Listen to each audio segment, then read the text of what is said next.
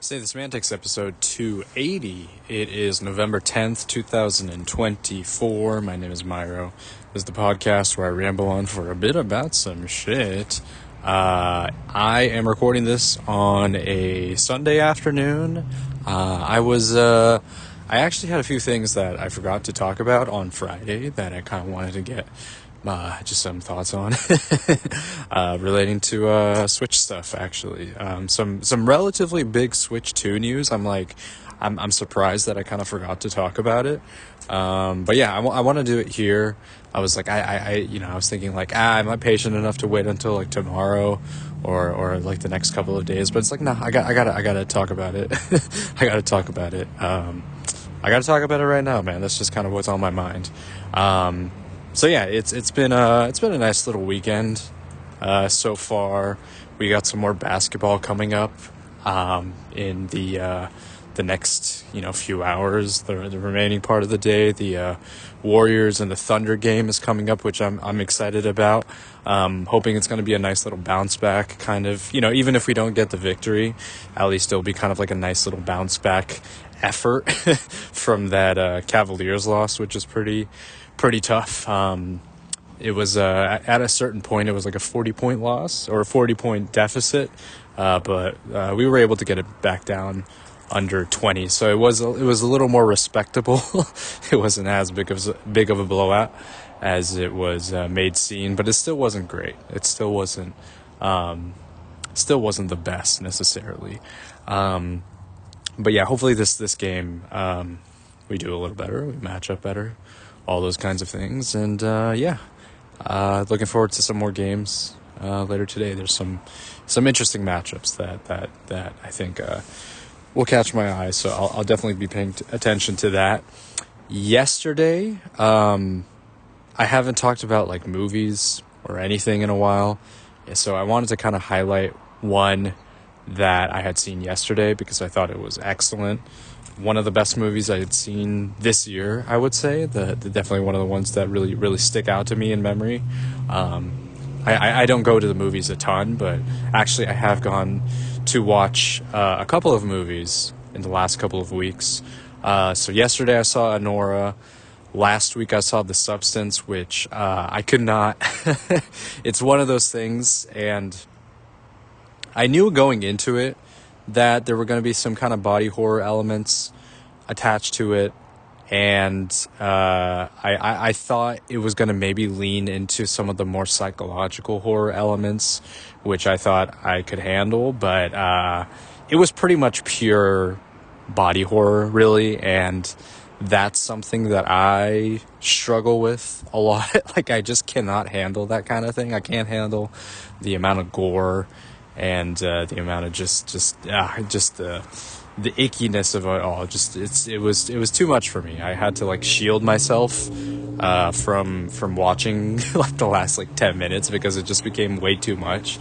But yeah, it was a lot. There are things that I could definitely appreciate about it. I think there was like a level of humor that I thought was good, and I thought that kind of complemented well to just the absurdity of the movie in itself. I thought the cinematography was pretty good in some points. I like kind of like the use of the colors and sort of like the interesting like shots that they used, but I just could not handle the amount of just goo and shit that's just spewing everywhere. It became too much for me.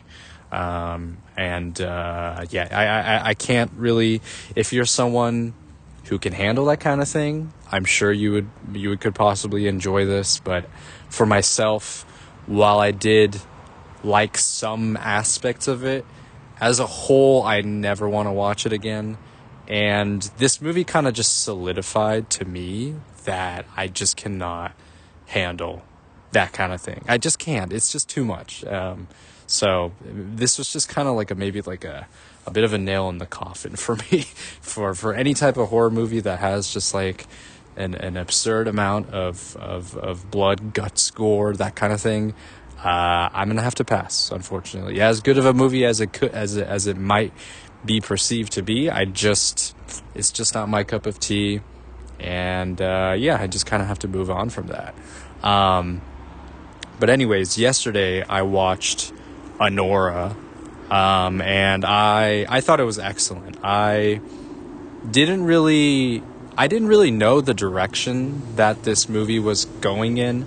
I had an idea of it in my mind. I thought it was going to be like a pretty serious movie, and in some aspects it definitely was, especially the ending and just kind of the profound, I don't know, just kind of somber tone that it sort of ends on, I think is something to definitely highlight. But I didn't expect this movie to be so funny. I thought like the second act of the movie, where it became kind of like this sort of this kind of like almost like kind of like a road trip type movie, which I was just not expecting at all, where we were spending a lot of time with these four characters in particular, obviously including Anora, who's the main character of the movie.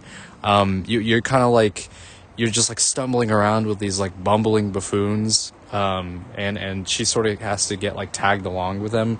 I was just not like expecting that. It was really interesting, because it was such like a shift from the first part of the movie, just the first act of the movie, which was a very kind of like, super like hyper materialistic and just very it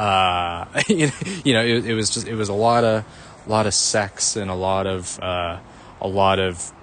you partying and doing drugs and everything like that. It was just all that kind of lifestyle just like crammed into the first act of the movie. Like, it was very shallow, but there were, I think in hindsight you can look back and sort of see the reactions from the characters and kind of recognize that this is a very kind of, like, everything was very surface level. It is all this like glamorous, just sort of kind of crazy lifestyle, just this wealthy lifestyle that's just like front and face in front of you, right? And then it kind of like switches to, they spend a lot of time, one scene, it just takes place all in kind of this house, really, and it's just like these people just trying to like figure out what they're supposed to do, and just these arguments. It's like both like really stressful and like funny at the same time. Like it just does like a really good balancing act of doing that, and I thought it was excellent. I just was not at all expecting it to go in that kind of direction, because for the the setup of the movie, just to give a little context, I don't want to give too much away, because I do think it is a good movie to kind of go into it without real, a ton of like expectations or whatever, because this is a very unconventional movie. I had not seen any of the other movies made by this director, Sean Baker, and apparently a lot of his movies are kind of rooted in realistic dialogue and kind of realistic situations.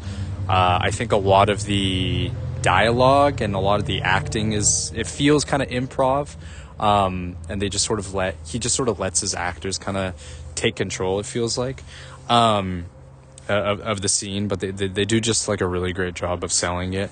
But I really liked it. I thought it was just like all the acting felt realistic for the most part, other than this one character. That's really kind of my main complaint of this movie, is like one of the actors was not very good. I thought she felt a little too phony. Like, she felt too I don't know, she was just not very convincing. But outside of her, I thought everybody else did really great. The main actor who played Anora, she did awesome. She killed it. And yeah, just like such like a, there's a lot to really take away from this, because like in the first act you're just swept away by everything. There's not really like, it doesn't give you like a ton of time to really think about things, and even going into the second act, where all of this kind of crazy, kind of the crazy funny scenario kind of picks up, even then it's sort of in just this constant motion. It reminds me a bit of Uncut Gems, although maybe a little less stressful in a way, because Uncut Gems is just kind of it's just like a headache from and just kind of a fever dream from beginning to end. But with this movie, I think that sort of feeling where things are just constantly just ramping up, I think it was really mostly contained within the first, or rather in the second act of the movie, where all of the shenanigans really happen. But like you're given kind of a moment to breathe, or moments to breathe.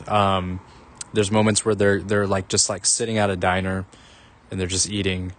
There's not like a ton of like conversation or anything like that, but it's just giving you a moment to kind of just like reflect on what the heck is happening. It's giving, characters to kind of think about the situation they're in. It gives, it's very subtle. But in particular, it gives like these two characters sort of dynamic to develop, which really kind of lends itself to the ending of the movie, which I really liked.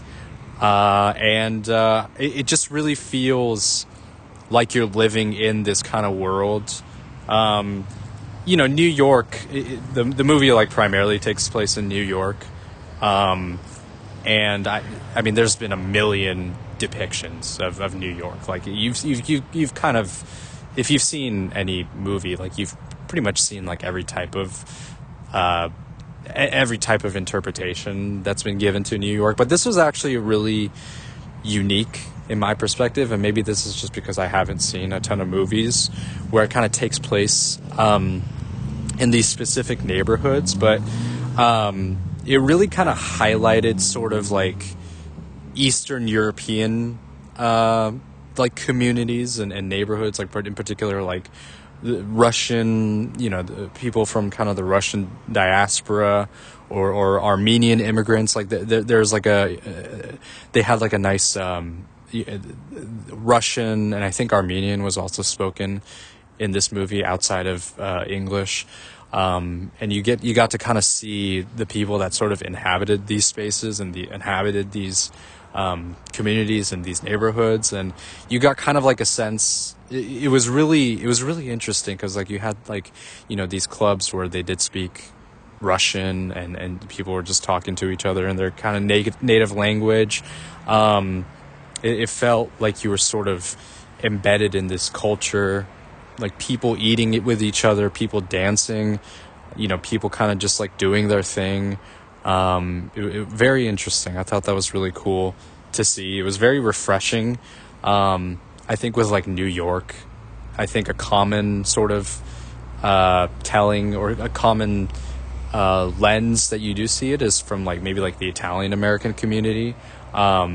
But this time around, I thought this was just really... I thought this was cool, too. And it wasn't, like, shown in a way to, like, disparage people. You could argue that maybe just the depiction of kind of the wealthy Russian family is maybe, like, a criticism of that. But I don't think that was used to levy towards members of that community, right? They just happen to be these Russian, rich and wealthy Russian people, and then it's like, and then it's just sort of like all of these other people that are kind of like surrounding as a part of their sort of inner circle, and you get to see kind of like how their lives are affected. We get some glimpses of just like the housekeepers of like the house, and how they just have to deal with like the bullshit that the spoiled rich kid does. Like you get little glimpses there.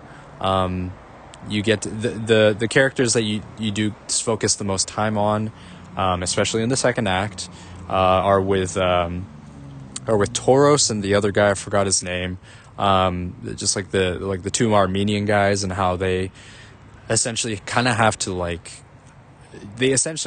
just comply with the oligarchs' sort of demands and everything, and just their reaction to everything is both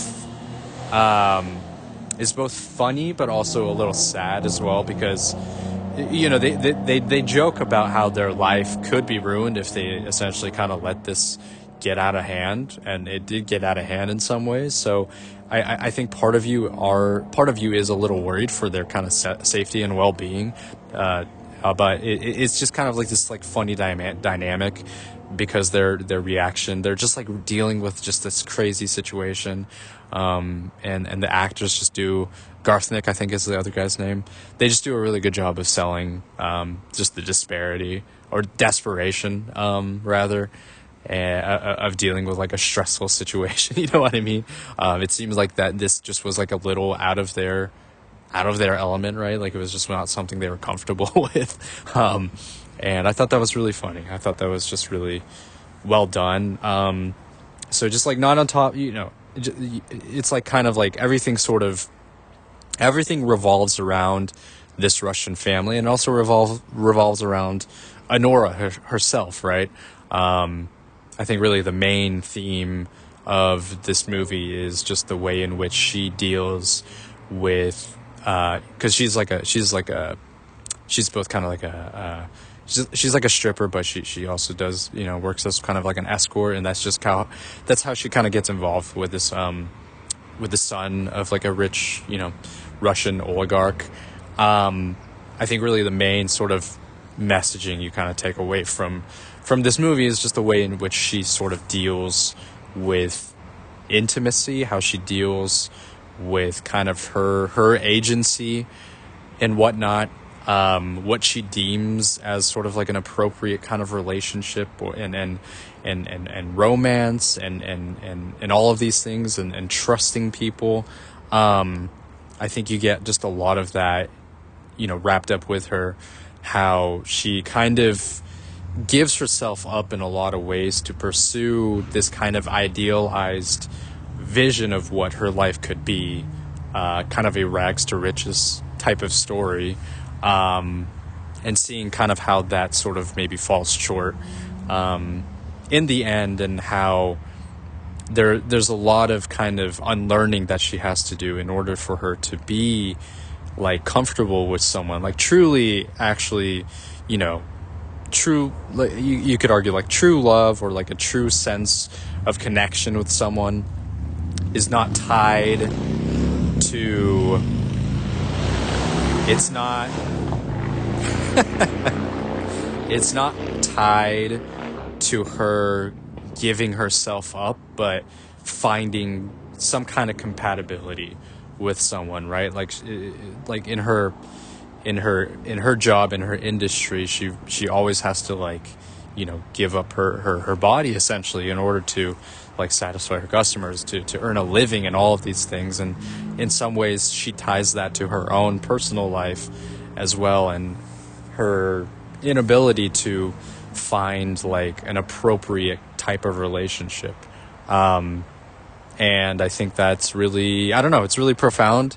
It was very like it was just such like a, just the movements, if you want to call it that. I know this is not like I don't know if that's necessarily what you would call it, but just sort of like the transitions that you go from in this movie, from the first act of just like kind of just like excessive, just like consumption, if you want to call it that, and then to the second act where it's just like this crazy, cat and mouse chase, and then to the final act where it's just sort of like coming to terms with reality in a way, and then dealing with that, ending the way it does.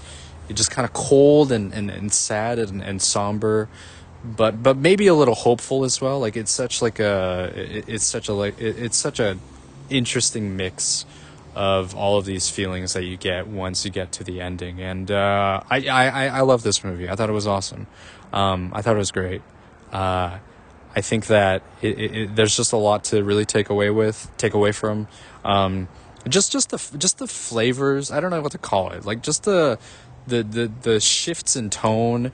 It does feel drastic in some ways, and maybe for some people the pacing might be a bit of an issue, but I never found any issues with it. I know I've read that some people, kind of felt that the second act was a bit bogged down and a bit too long, but I honestly didn't feel that.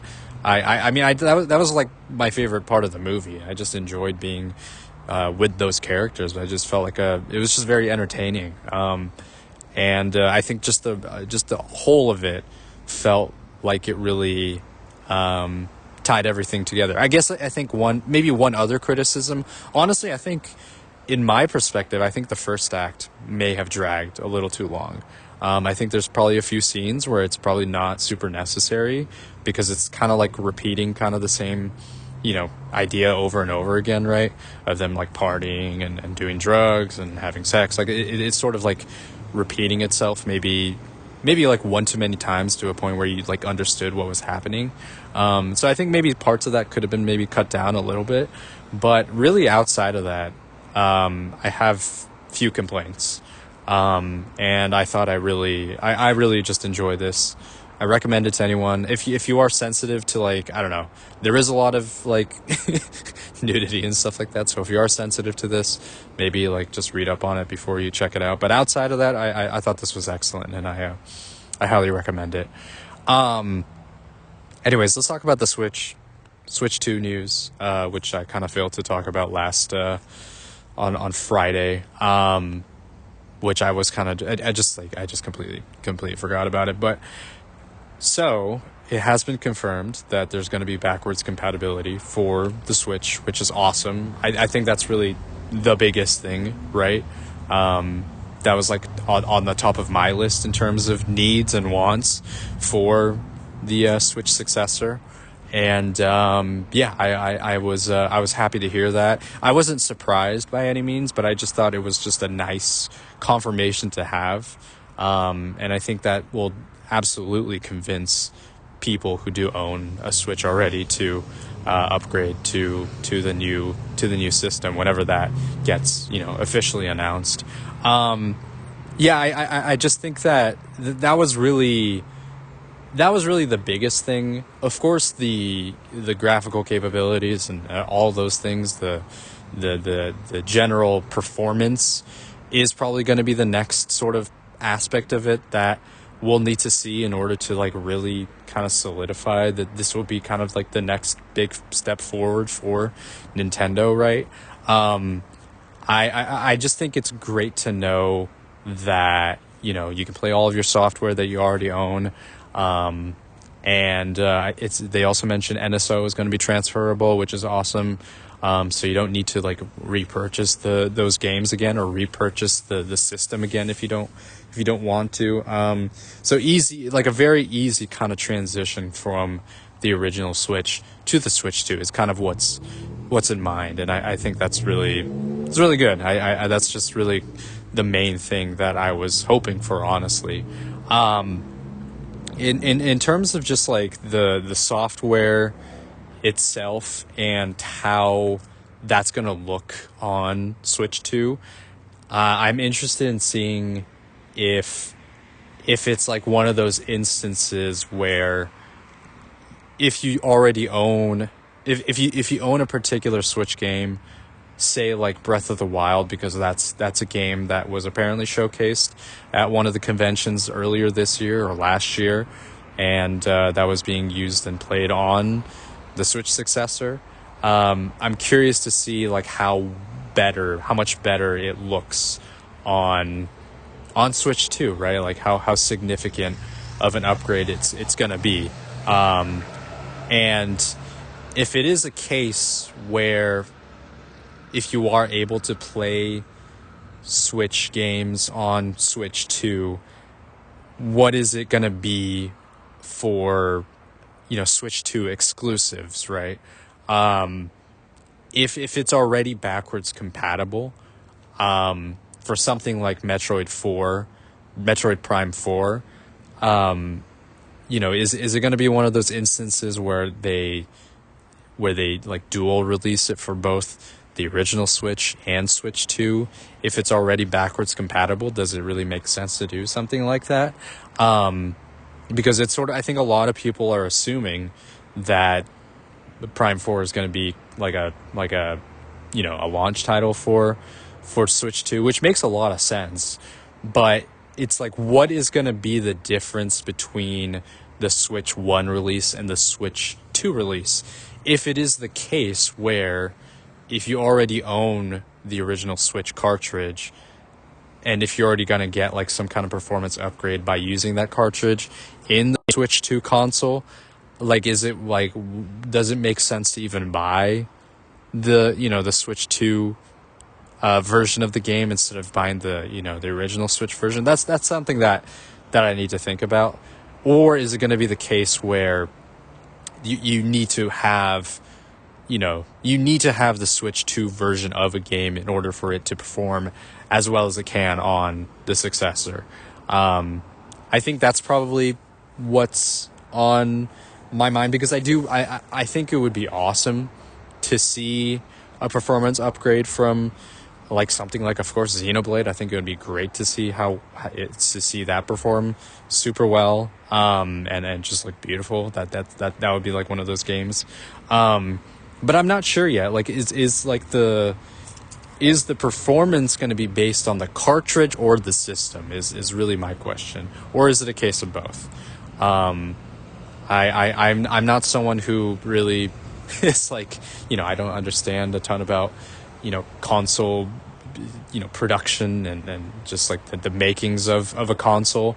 But if I like think about it, it's like, for example, PlayStation 1, PlayStation 2, those were backwards compatible. I don't think playing a PlayStation 1 game on a PlayStation 2 was necessarily like performance enhancing. You know what I mean? From what I remember. Maybe I'm incorrect in that, but I don't remember it being like a super noticeable difference, at least when I was a kid. Maybe I wasn't super tuned in. Like, I wasn't really, aware of those kinds of differences, but it is something that I don't know, that I would just sort of consider. It's just like, I don't know. It's something to think about. I will definitely be getting Switch 2. Absolutely. It's just, once again, I'm kind of reiterating here that it will probably not be like a launch day purchase for me unless there is a game that really draws me in, like a Zelda or a new Xenoblade, which I don't think is going to be a launch title. But I'm just happy. I'm just happy about the backwards compatibility confirmation. I think it's huge. It sort of lets us know as the people who do, as the players, as the consumers, that we can sort of feel comfortable continuing to purchase these games without the fear that we have to repurchase new games for the new console if it kind of comes down to that. So yeah, I'm happy that is kind of the thing that kind of popped up last week as a big part of like Nintendo's shareholder meeting or whatever it was. They also had this one graphic that was talking about just the success from various series, the smaller series like I think what was on there. I believe was it Fire Emblem? I don't know if it was Fire Emblem, but it was Kirby. It was Metroid, Xenoblade, and Pikmin. Those were kind of the four franchises, right? The four non-Zelda, non-Mario franchises that they used to showcase the growth from Wii U / 3DS hardware to this one, which was cool to see. I think it's really cool that, one, I'm very happy that Xenoblade kind of continues to get like highlighted as sort of their prestige JRPG, maybe alongside Fire Emblem, and just showing kind of the level of growth that they've had. I would have liked to see like a Fire Emblem comparison as well, but I think they've had a lot of success with Fire Emblem, at least on the 3DS, with Awakening and Fates. So maybe it was not going to be as significant of a jump in comparison to something like a Pikmin or a Xenoblade, where they only had maybe like a million or so sales with the Wii U, and then now it's like shown to be 7 million plus in sales on the Switch alone, which I thought is a good way to kind of showcase it. It's a good way to sort of continue to harbor sort of kind of well-being and develop some kind of excitement for these kinds of series. And it's also a good way to like show that there are other games other than like Mario that exist on this platform, and it's not just limited to simply Mario games, even though there are a ton of those. So it's nice to kind of see that. And it's just sort of I think you can kind of see that there is a direction that they're going with these other series outside of their major ones with Mario and Zelda. So that's nice. It's nice. It's a nice kind of, I don't want to say confirmation, but it's a nice sort of support that they're showing for it, which gives me confidence that they'll continue to kind of try to build those other series up outside, including Xenoblade. So that was cool. That was cool to see. But yeah, I really just mainly wanted to kind of touch on the backwards compatibility thing, just to kind of put that flag down and really get that just at the top of everybody's minds. And honestly, I think at this point, I mentioned this when I was talking about Xenoblade X and the definitive edition announcement last time, or I guess a couple weeks ago now. But I feel pretty good about the Switch 2. I think once they do announce the game or announce the system and everything, then we'll kind of really dive into it. But I'm assuming that they probably won't announce it this anytime this year. I would be very surprised by that. It just feels like it's most likely going to be early next year that they're going to announce it. So just got to keep an eye out on that. But yeah, that's kind of some of the things that I wanted to touch on that I wasn't able to on Friday. I will, as always, talk more basketball as this week continues. Dragon Quest III, I'm going to be playing that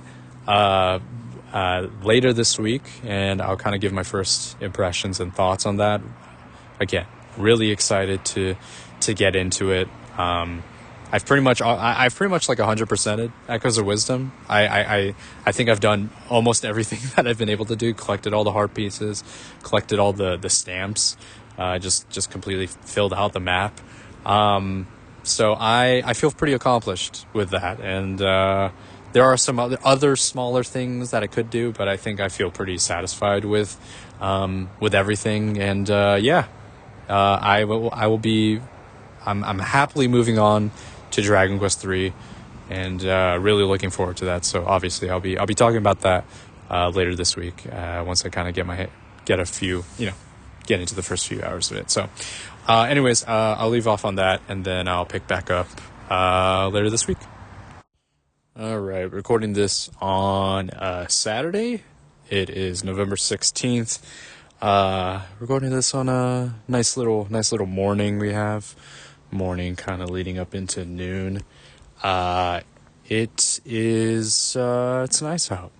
It's nice out currently. It is definitely getting a lot more chilly now that we are kind of moving into towards winter, if you want to call it that, even though you could argue that we're already sort of in it, but I think we are kind of in the colder fall period, which I tend to like, at least over here. I'm sure it's different in in other parts of the world, the country, whatever, but over here it's not too bad. It has been getting colder though. I kind of regret not wearing an extra layer. It is actually kind of chilly, so I'm gonna have to deal with that. But there is some sunshine. I got a little sunlight going on, so that's keeping me warm. That's giving me the vitamin D that I need. It's been an all right week, I would say. I've been sort of been keeping up with things, just sort of maintaining a decent routine. I found out that Monday was a holiday right on, right as I woke up. So that was sort of like a pleasant surprise. Was able to kind of take it easy. But I've been keeping up with some basketball. Obviously, it's been an interesting week.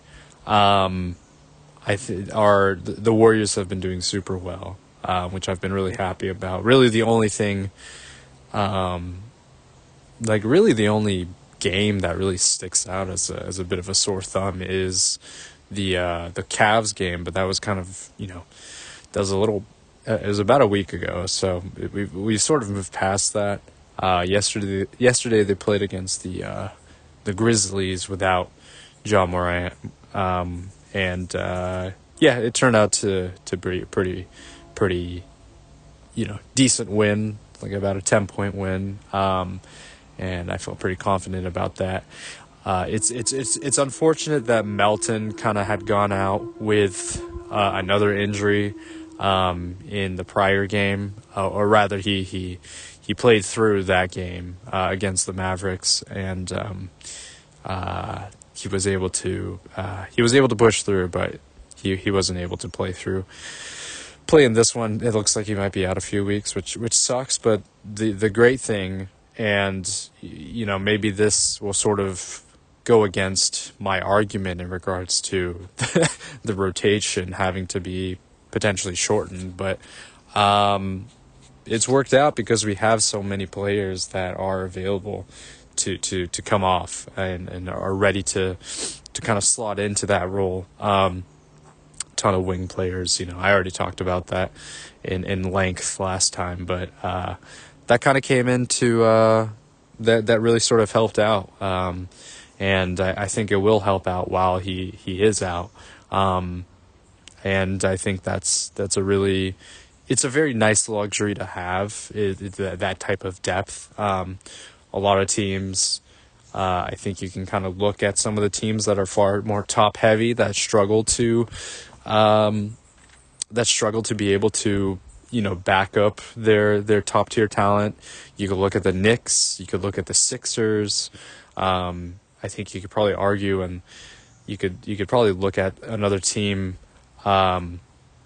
like the Bucks, right? Like all of these teams that are so invested heavily in their top tier talent that their depth is not able to provide sufficient backup minutes, right? So that when they do fall into a hole, it's like almost impossible for them to get out. You can't really reliably go to those other players to either sustain a lead or like come back from a significant deficit. So I don't know. It's looking at our current roster makeup, you could argue the coaching, I think, has been really well done. I think I've levied a significant amount of criticism toward Steve Kerr last year, just the way of he was handling some of our younger players' minutes and and that kind of thing. But I think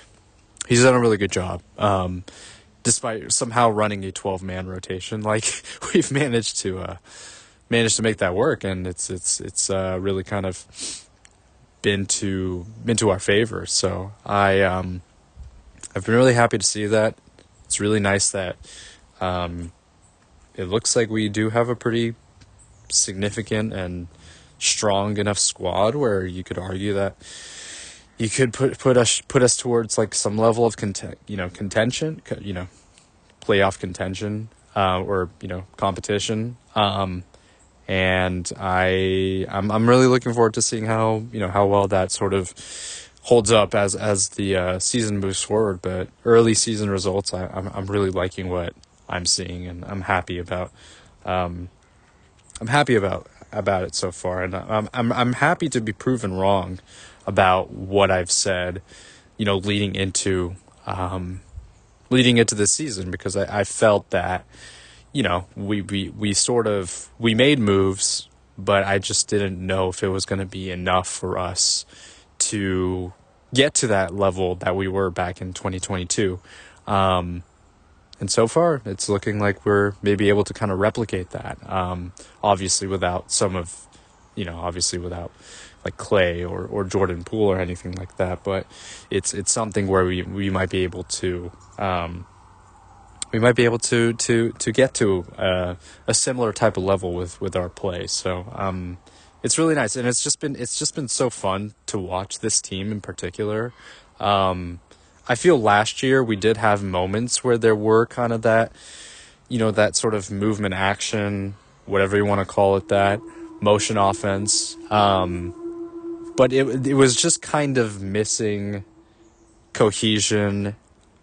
I felt kind of clear that there were definitely moments during the season where the players were just not having fun.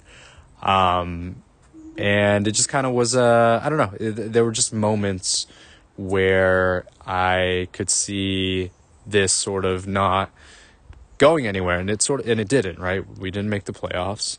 And there were plenty of games where, these double digit, 20-point leads were given up and lost, losing in the clutch, despite Curry being, clutch player of the year last year. It still felt that it wasn't enough, and it clearly wasn't. So I'm happy to see just the level of play, just the, them, like if you compare how they play versus I was watching New Orleans and Denver play. New Orleans, they're super banged up. Like their entire roster, their entire starting lineup is basically like just completely injured, which sucks. I really feel for New Orleans fans. So they really don't have any like rotational players except for Brandon Ingram and Trey Murphy right now. They're completely depleted, and they were able to beat off the Nuggets without Jokic, which is, not the most impressive thing, but like, I mean, come on, like they have their entire team like completely out. So it's like, I like that game honestly kind of further proves Jokic potentially getting his 4th MVP. Which it's just ridiculous, like the numbers he's put up, right? As just like a side note, like it feels like, I don't know if they're able to get into at least like the higher bracket of the playoff picture. I feel like it's almost a given that he's going to be MVP again, because nobody else is really playing to his level. Like it's kind of insane, like the carry job that he's been doing so far this season. And then just like this game kind of further proves, it's like if Jokic was on the floor, it would just be a completely different picture. So I think that just kind of further emphasizes that. But anyways, I was watching that game that was happening earlier yesterday, and I don't want to hamper like what New Orleans is going through, because again they are missing so many players, but you can watch a team like them and the way in which they sort of, and the announcers are sort of commentating on this too. They were talking about how they were just taking so long to get into their possession, to get into their sets, right? Like it was like 10 seconds, and it's like they get across half court. They only have like 14 seconds to get like a shot up, and they were kind of struggling to do that, right? They were just taking too much time to do that. They were able to pull off a win because Brandon Ingram had some really key buckets at the end, but you could tell the difference between with a team that has a level of cohesion like the Warriors, and like a very focused game plan in terms of what they're going to do, especially on the offensive side of the things, right? That it's like, okay, let's move the ball, let's get across the timeline, get it into, half court, set offense, whatever, and then just get the ball rolling, right? Don't wait for the defense to get set up. Like it's just about just like that's kind of, it's really where it starts, right? It's just getting into the action before the other team is like fully ready, right? I think that's kind of part of what makes this, this team and this franchise in the last decade or so successful, is just because of the speed in which they've played. It's so difficult for other teams to guard. So it's such like it's such like a night and day, comparing certain teams and how they play versus how the Warriors play. A lot of other teams have sort of, you could look at a lot of other teams that have implemented that style of play, and just the sort of the heavy offensive, ball movement sort of thing to get, your 3-pointer open and have them get a shot, get a clear shot, like that kind of thing, is a lot more evident and a lot more of a approach taken by teams nowadays. But I feel like that's a pretty easy comparison, comparing the Pelicans, who again, I'm not like shitting on them because they are missing a ton of players, but a team that just does not have their, the same rotational pieces in order to support a system where the best players can succeed, versus the Warriors, where essentially the play initially revolves around Curry, but then other players from his gravity are able to, get shots open. So it's you could just kind of see a very clear difference in that way. But yeah, I completely forgot to talk about this because it was kind of earlier in the week, but Klay's return game was on Wednesday, I believe. They played against the Mavericks. Really great game. Came down to the wire. It was a really fun kind of, they had a little back and forth between Klay and Steph there. Luka was doing some stuff as well. But, at the end, it was just a complete Steph takeover. I think he scored like 11 points in the fourth quarter to essentially kind of like, completely just shut it out.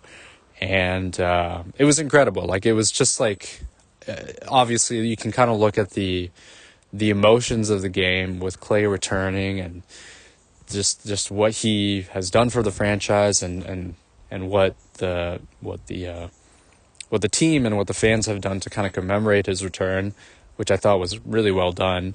So you have kind of that emotion, but then you have the game itself where you could sense there is a bit of kind of like a unreleased tension that needed to be released somehow. And I think that the game kind of proved to be just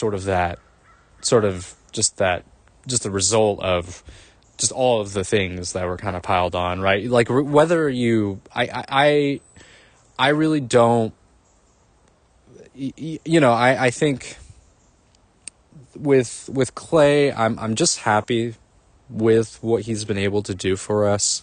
I think I've gone back and forth because, I think last year I was talking about potentially trading him or whatever. And obviously we did end up trading him to Dallas and a sign and trade situation. But I mean, ultimately, like I don't hold any ill will towards him. It wasn't like the cleanest ending necessarily. We would all want like a storybook ending where he stays with the team until he retires and that kind of thing. But really that doesn't happen very often, right? I mean, you could just look at someone like Michael Jordan. He didn't finish playing with the Bulls. He probably should have. Like that would have been a better ending. But you could watch The Last Dance, and you could probably look at other pieces of evidence where it just wasn't going to work out that way. So it's not always going to be that clean of an exit or clean of an ending, right? I mean, you could kind of look at 2022 as a potential last dance. I mean, right now, just with the level of play that the Warriors are showing, maybe you could say that this might be there could be one more run in them this year. But in terms of kind of the core main three from just the dynasty period, that was kind of it. Like that was really the last thing they were able to do, and to get their just the last championship with those three, key players with Steph and Klay and Draymond.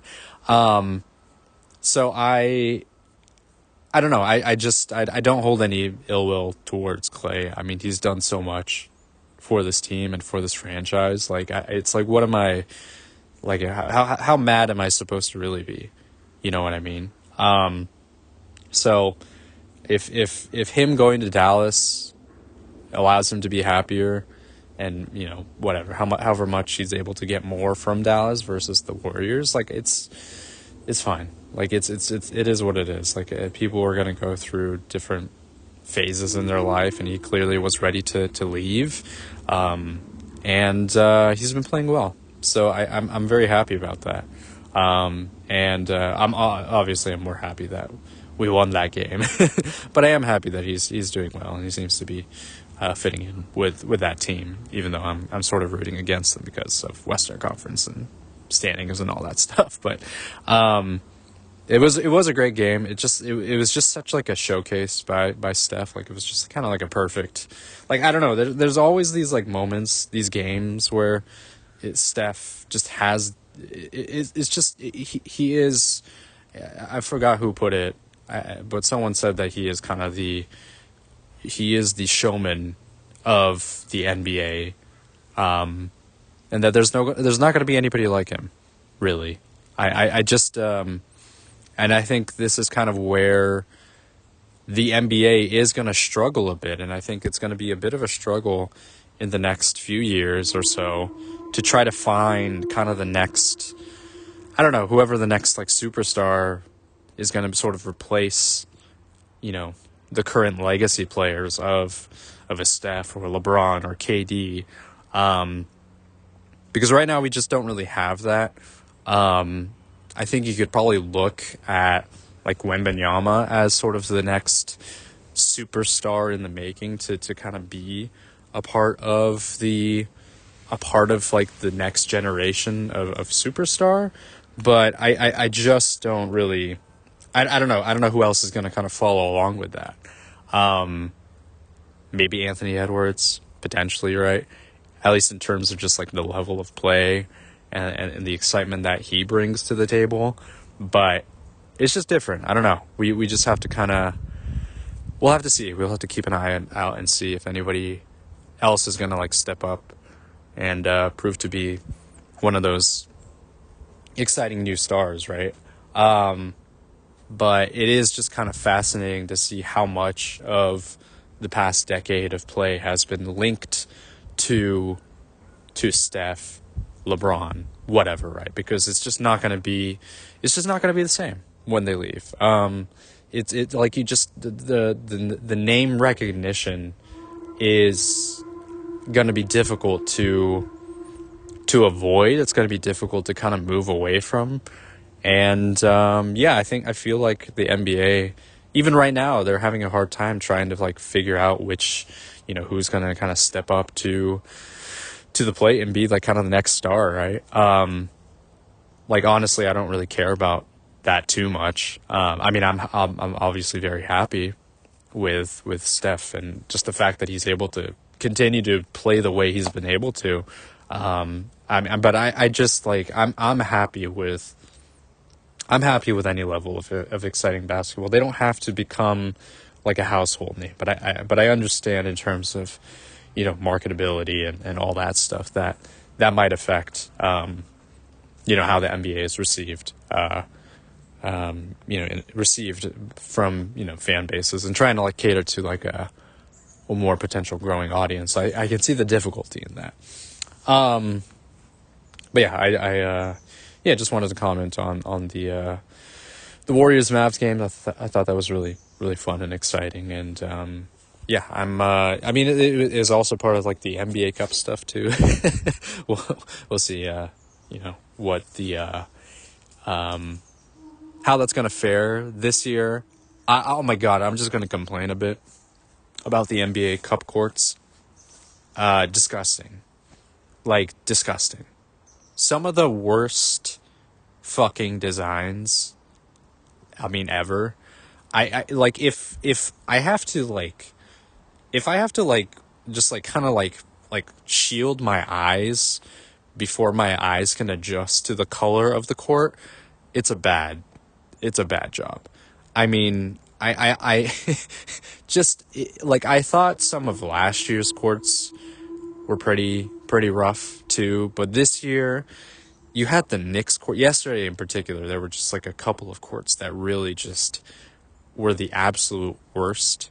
So the Knicks game, they were playing against the Nets. They decided to do just this bright orange color on the court, and it was just like so. It was just so awful. I mean, there's only so many words I can use to describe my disdain for it, but it was just such like it was almost like a shell-shocked moment of looking at that thing. And I was like, dude, I don't want to watch this game.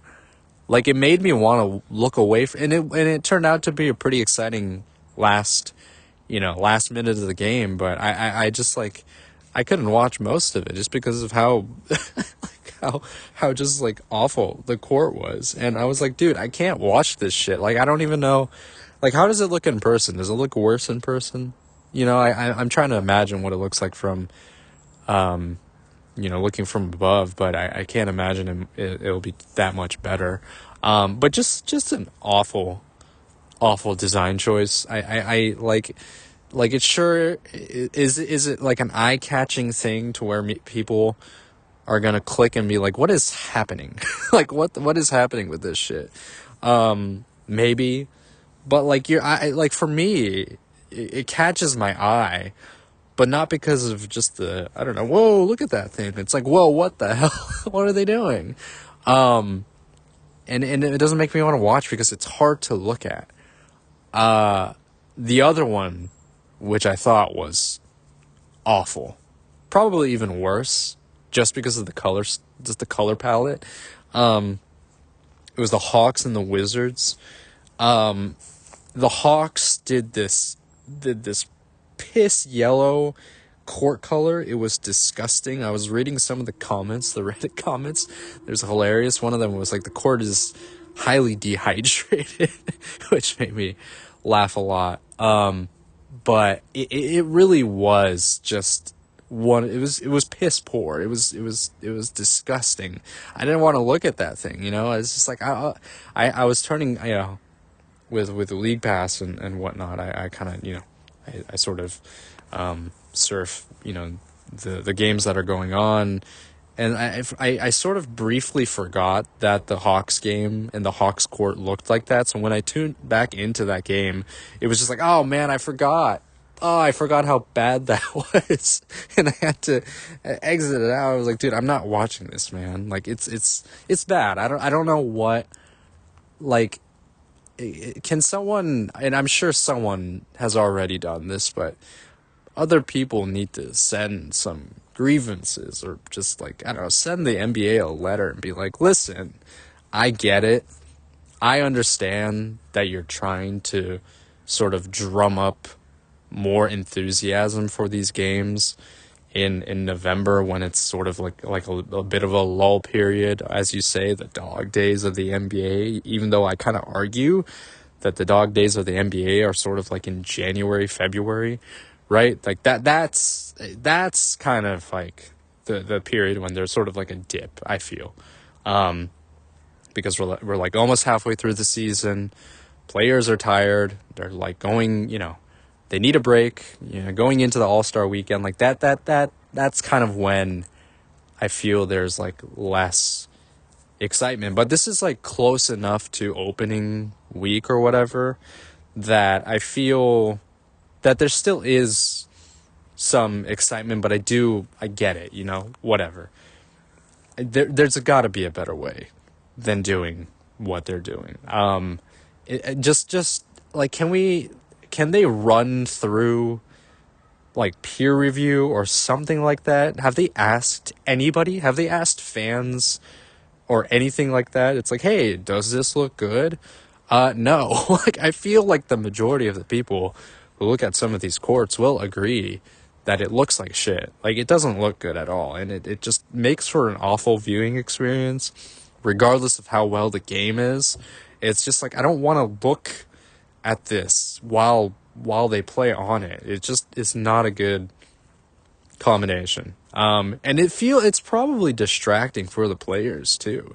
You know what I mean? So I feel like you can make a lot of arguments in favor against, these courts. So I don't know. It's just bad. I just wanted to comment on it. I get it. I understand. I know what you're trying to do, but it doesn't look good. So do something about it. Switch it up, but just don't do what you're currently doing. Anyways, that's enough NBA stuff for the time being. I started playing through Dragon Quest III HD 2D remake, and I've really enjoyed it so far. I think that the you could say updated graphics, whatever, the enhanced visuals, I think really sort of go really well. I think I've played Triangle Strategy, which was done by Team Asana, who does, who are good at these types of games. And this would kind of be sort of my second HD 2D type game.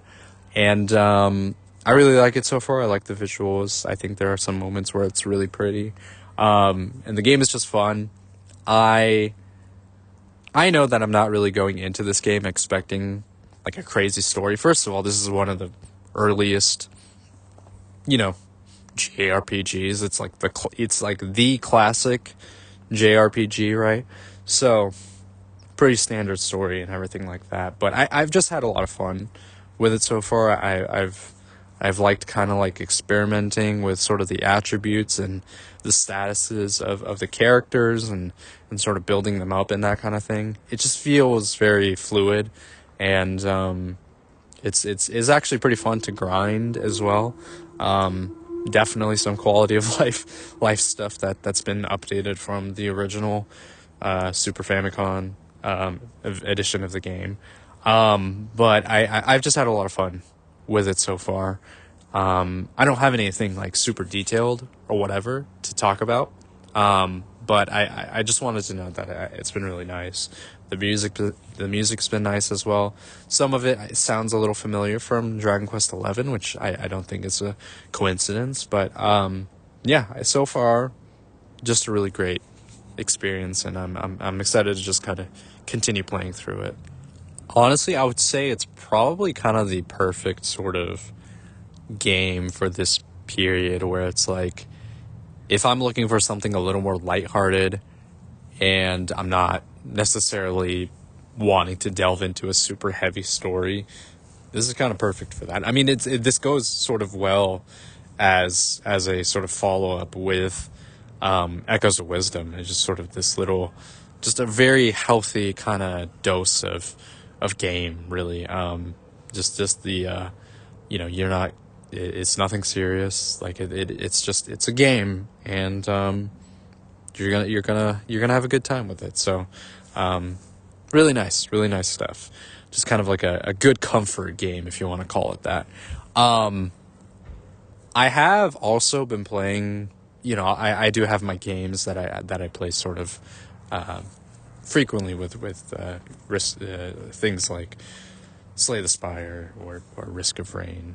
It used to be Balatro, but I'm kind of waiting for. I've mentioned this before, but Balatro. I never even bothered to look up what the correct pronunciation is. I'm just gonna call it Balatro. The Balatro update, I'm just waiting for that to come out next year.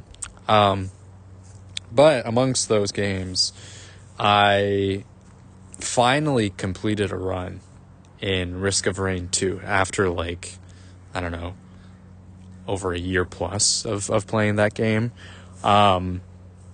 It was kind of similar to Slay the Spire, where it took me a very long time to fully complete a run, getting all the way to the Spire, that kind of thing.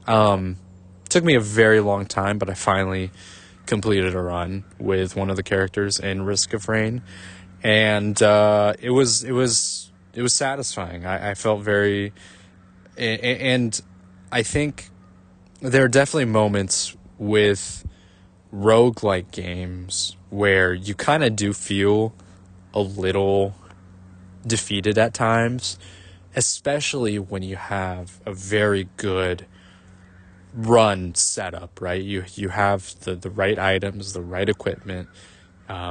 Just everything seems to line up, but then there's a little there's a little thing you just mess up slightly, and it just completely ruins it, and you have to start all over again, right?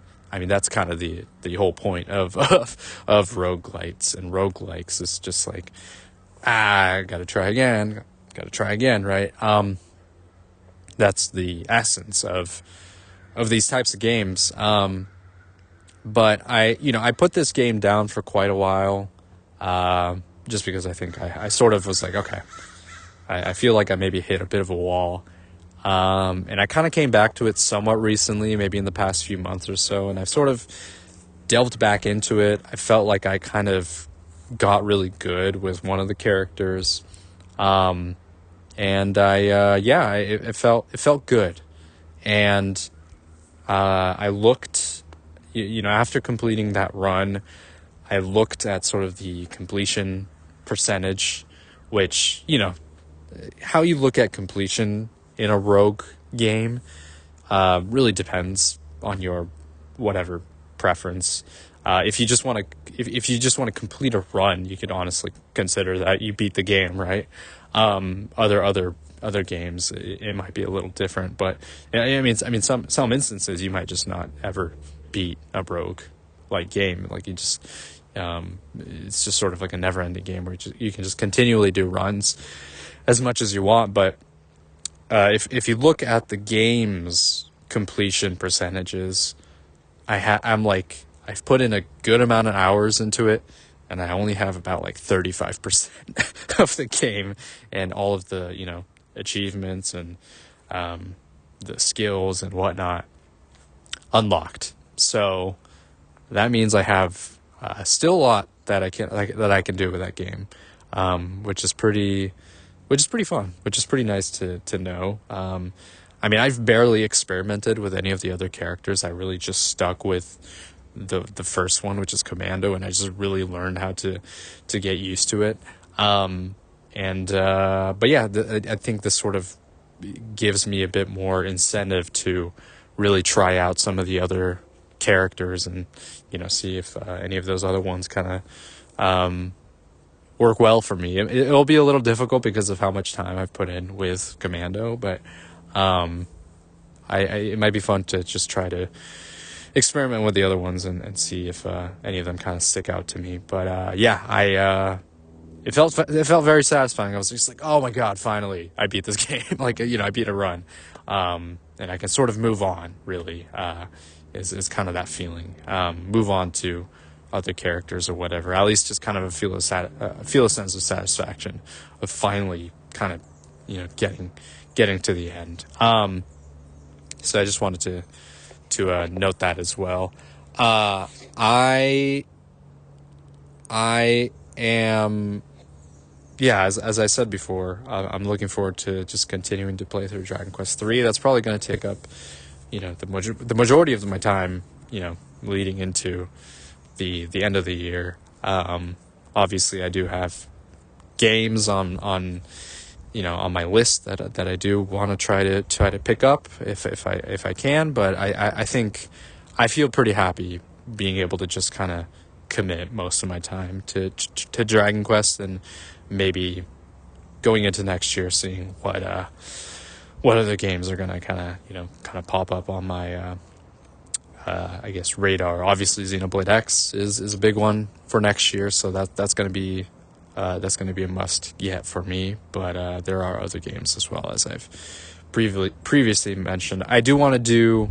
I mean, it might be a little early for this, but I think going into probably December or something like that, I do want to do kind of similar to what I did last year, where I did sort of like a wrap up of all the games that I played this past year, and then talk about which ones were some of my favorites and some of the things that I took away from playing those games.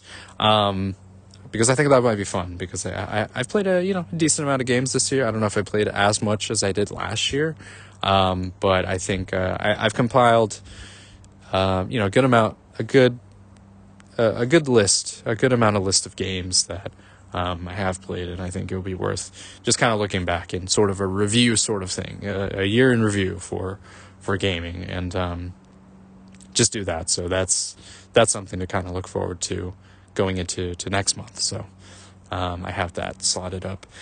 But yeah, that's probably going to do it for this week.